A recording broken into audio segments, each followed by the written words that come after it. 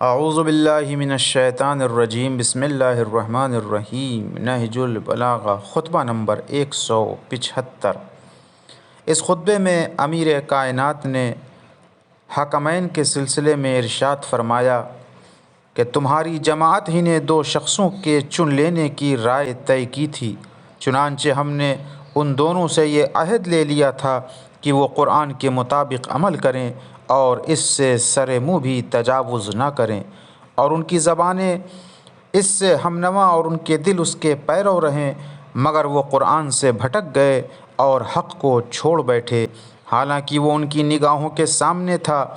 ظلم ان کی عین خواہش اور کجروی ان کی روش تھی، حالانکہ ہم نے پہلے ہی ان سے یہ ٹھہرا لیا تھا کہ وہ عدل و انصاف کے ساتھ فیصلہ کرنے اور حق پر عمل پیرا ہونے میں بدنیتی اور ناانصافی کو دخل نہ دیں گے۔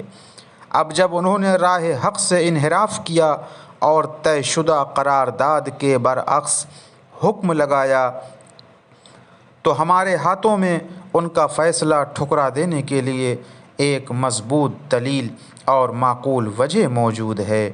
وآخر دعوانا ان الحمد للہ رب العالمین۔